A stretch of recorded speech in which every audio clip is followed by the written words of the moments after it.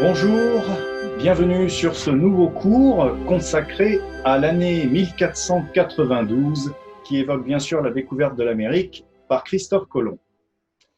Alors voici le plan du cours en 4 parties. Dans un premier temps, nous allons aborder les origines de la découverte de l'Amérique à travers les richesses de l'Extrême-Orient, puis la Terre telle qu'elle était connue en 1492.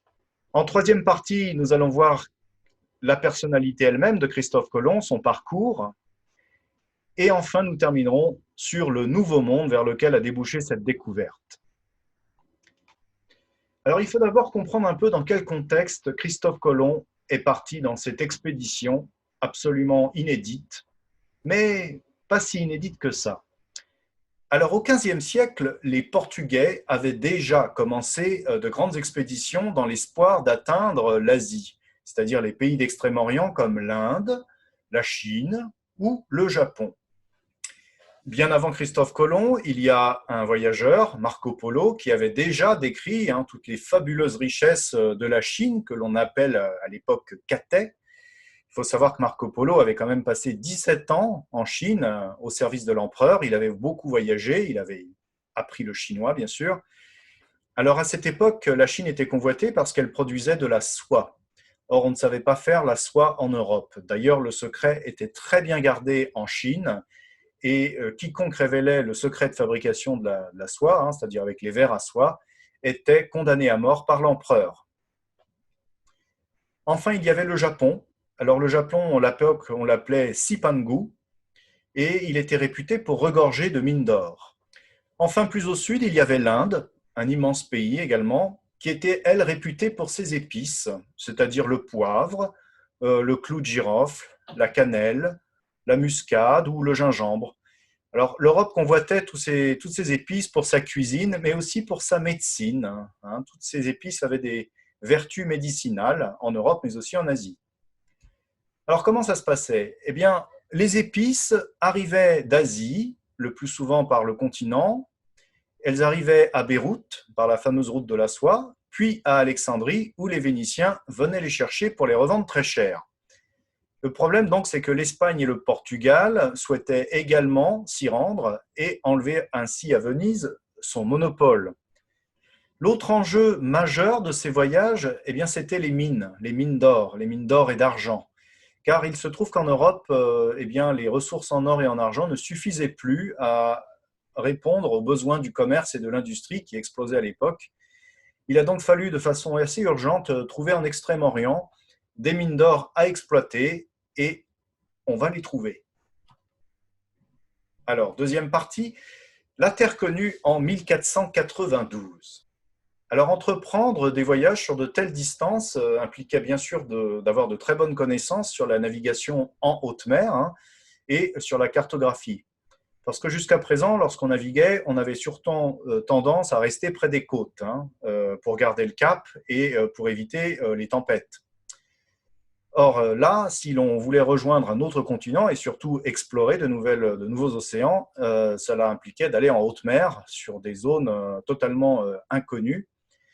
Or, au XVe siècle, l'essentiel des connaissances du monde était hérité des Grecs et des Romains. Le géographe Ptolémée pensait au second siècle après Jésus-Christ qu'il n'y avait qu'un seul océan qui entourait la Terre. Donc on pensait qu'il était possible, en contournant l'Afrique par le sud, d'arriver en Inde. C'est ce que vont faire les Portugais avec Vasco de Gama. Ptolémée avait aussi compris que la Terre était une sphère. Donc, contrairement à ce que l'on croit, au Moyen-Âge, tout le monde n'était pas convaincu que la Terre était un disque plat. Déjà, beaucoup de savants, beaucoup de gens savaient que la Terre était sphérique et depuis fort longtemps. Alors, il existe un globe très intéressant que l'on peut toujours admirer en Allemagne. C'est le fameux globe créé par Martin Behaim entre 1492 et 1493. Ce globe montre en fait la Terre avec un seul océan et 100 continents américains. Vous pouvez voir ce globe, il est reproduit en 3D sur le site de la Bibliothèque nationale de France. Donc la question était de pouvoir rejoindre l'Asie par l'ouest et non plus par l'est, Mais il y a une autre erreur qui va contribuer à faire croire que ce voyage était relativement facile, c'est qu'on imaginait l'Asie beaucoup plus étendue vers l'Est et donc beaucoup plus proche de l'Europe occidentale qu'elle n'était en réalité. Vous le voyez sur cette carte, l'Asie, la Chine, Sepang et le Cathay ont l'air très proches, vous voyez, du continent africain, et l'océan qui sépare les deux a l'air beaucoup plus rétréci. Et surtout, évidemment, il n'y a pas de continent américain. Du coup, les explorations maritimes s'étaient multipliées dans l'océan Atlantique au XIVe siècle et au XVe siècle, et des navigateurs scandinaves et anglais avaient déjà atteint l'île de Terre-Neuve, par exemple, et on pense même le Canada. D'autres, partis des Canaries, avaient mis le cap à l'ouest et découvert une île qui s'appelle Antillia. Alors, cette île est intéressante car elle mérite un petit aparté. Antillia apparaît en fait en plein océan Atlantique sur des cartes du XVe siècle, mais elle va disparaître après les découvertes de Colomb. Alors, qu'est-ce que c'est que cette île d'Antillia? Cette île, en fait, est une espèce de mystification avec en plus une autre légende qu'on a appelée la légende des sept cités. Alors, à la base de cette légende, à l'époque où l'Espagne était envahie par les morts, il y aurait des 7 prêtres qui auraient pris la fuite avec leurs paroissiens. Ils auraient pris un bateau, ils seraient partis au large, dans l'océan Atlantique, avec une embarcation, et ils auraient découvert une île et ils auraient décidé d'y fonder une colonie en fondant chacun une cité, d'où les 7 cités. Hein. Alors, c'est une légende parce que beaucoup d'expéditions sont parties, des expéditions espagnoles notamment, et ils n'ont jamais retrouvé trace ni de l'île, ni des 7 prêtres, ni des 7 cités. Ceci dit, pour ceux qui connaissent le film, le dessin animé Les Mystérieuses Cités d'Or, cette légende a été reprise dans l'histoire avec les 7 cités d'or que l'on trouve dans le dessin animé qui est très connu. Hein. Donc la légende a perduré. Mais l'île elle-même apparemment n'a jamais existé. Il y a quelques historiens qui supposent que cette île pourrait être Cuba. Alors en termes de technique de navigation, les marins connaissaient déjà depuis longtemps la boussole et le gouvernail axial. On avait aussi appris à calculer la latitude en déterminant la hauteur de l'étoile polaire. Et quand il n'y avait pas d'étoile, c'est-à-dire quand il ne faisait pas nuit, au sud de l'équateur, on utilisait le soleil.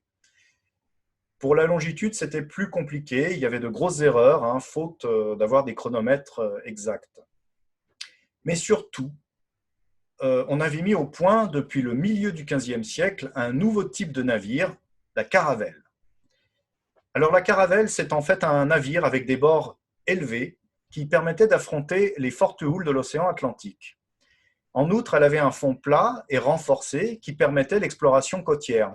Alors cela sera très utile à Christophe Colomb pour explorer les îles d'Amérique centrale, puisque Colomb fera énormément d'explorations côtières, et la caravelle va devenir le navire emblématique des grandes découvertes au XVIe siècle.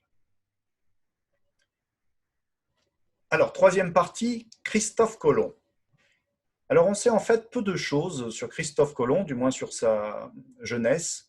On sait simplement que c'était un Génois, qu'il est né probablement vers 1450, qu'il a d'abord été tisserand, comme son père, et qu'il est rapidement devenu marin et qu'il est allé s'établir à Lisbonne en 1474. Alors, Colomb ne s'est pas immédiatement intéressé à l'Asie. À l'époque, il souhaitait surtout aller chercher de l'or au Soudan, en Afrique, sur les rives du golfe de Guinée. Et puis, il a proposé au roi du Portugal de lancer une expédition vers l'île Antillia, dont on a parlé, qu'il croyait à l'époque très proche du Japon et riche en or. Alors malheureusement, le roi du Portugal va refuser son projet et va secrètement demander à un autre marin de prendre une caravelle et d'aller vérifier s'il n'y a pas des îles au large. Christophe Colomb va très mal le prendre et ne fera plus confiance au roi du Portugal et va donc se tourner vers le royaume d'Espagne. En Espagne, il propose son plan à la reine, Isabelle de Castille, mais ça ne sera pas simple non plus. Il va attendre 6 ans, et oui, 6 longues années, avant de recevoir le feu vert du roi et de la reine d'Espagne. Au bout de 6 ans, Christophe Colomb va recevoir ce qu'il demande, c'est-à-dire des navires. le titre d'amiral, hein, de vice-roi, sur toutes les terres qu'il aura découvertes et, chose importante, il n'oublie pas l'argent, une part de 10% sur tous les revenus des richesses conquises. Alors le voyage commence le 3 août 1492. Christophe Colomb appareille de Palos, c'est une petite ville en Andalousie, avec 3 caravelles, la Santa Maria, la Nina et la Pinta. Il met le cap sur les îles Canaries tout d'abord, où il va faire une escale, et puis il se lance franchement vers l'ouest pendant environ 33 jours.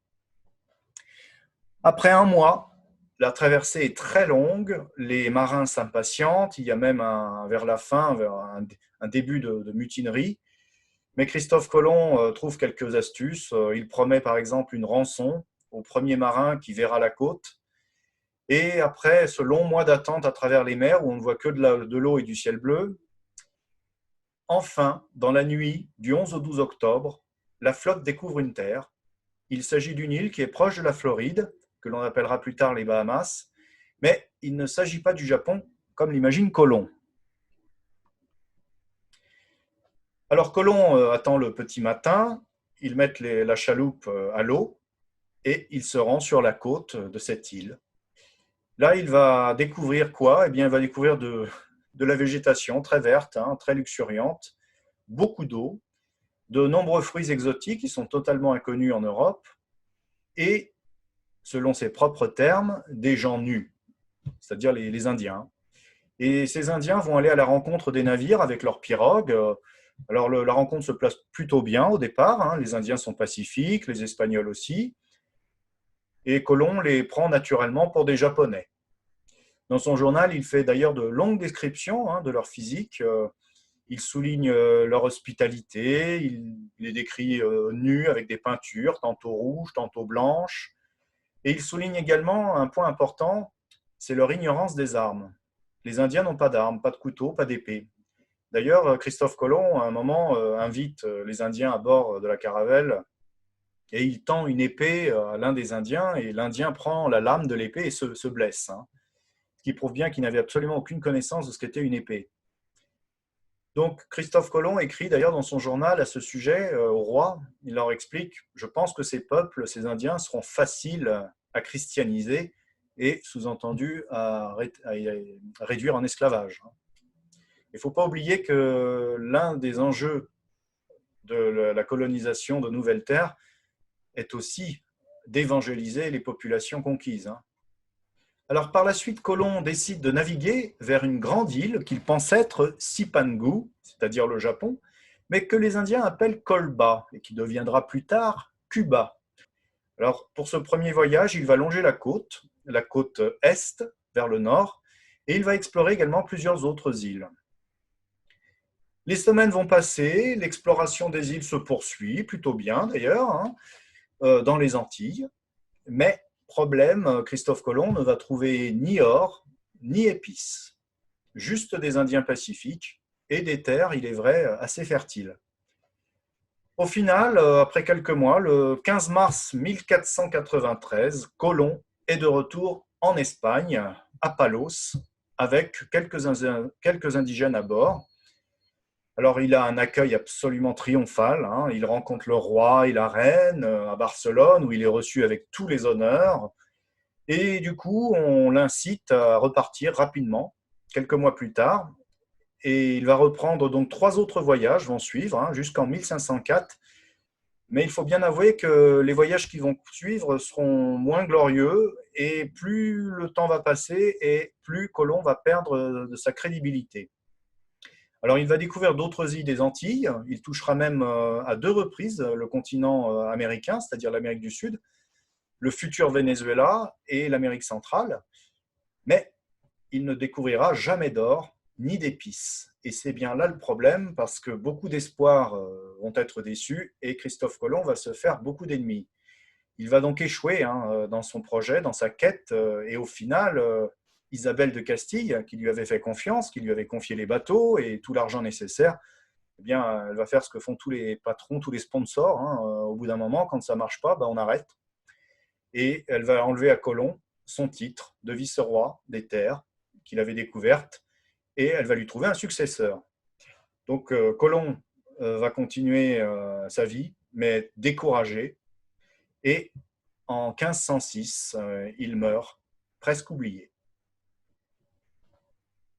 Alors, quatrième partie, vers un nouveau monde. Alors, il est important de comprendre ce que ce voyage, la découverte de l'Amérique, a ouvert comme voie pour la suite. L'année 1492 a véritablement marqué un tournant dans l'histoire. Ça a marqué la fin du Moyen-Âge et le début des temps modernes, que l'on appellera aussi la Renaissance.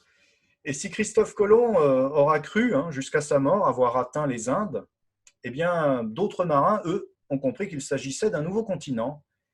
Et l'expédition de Magellan, en 1519, qui sera le premier tour du monde, va prouver définitivement que la Terre est ronde. Les voyages de Colomb vont aussi marquer le début de la colonisation espagnole en Amérique, avec les conquistadors. Il y a d'abord Cortés, qui va prendre possession du Mexique en détruisant les empires aztèques et mayas en 1519. Et puis ensuite, il y a Pizarro, qui va découvrir le Pérou, qui va coloniser le Pérou en détruisant l'empire Inca en 1532.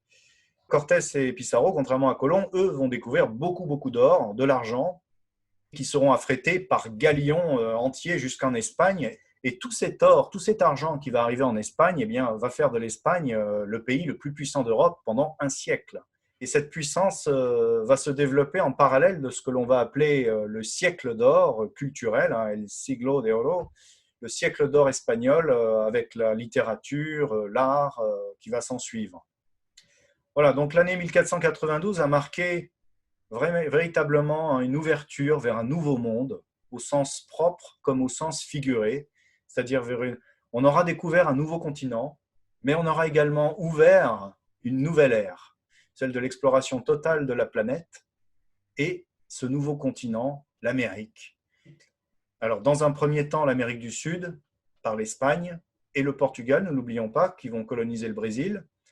Et au nord, plus tard, les Européens avec les Anglais et les Français qui vont coloniser l'Amérique du Nord et qui se feront d'ailleurs une guerre de 7 ans. Ça, c'est une autre histoire.